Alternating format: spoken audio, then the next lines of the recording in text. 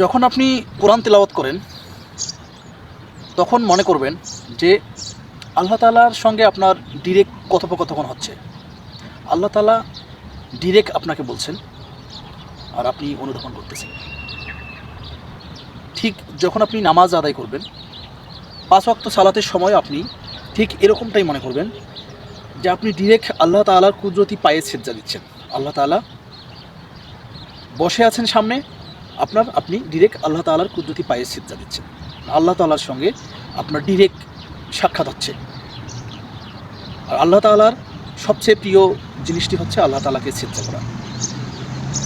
তাই আমরা 5 ওয়াক্ত নামাজে যখনই নামাজ আদায় করব তখনই আমরা এই জিনিসটা ফিল করব যে আল্লাহ তাআলা বসে আছেন, আমি ডিরেক্ট আল্লাহ তাআলার পবিত্র পায়ে সেজদা করতেছি।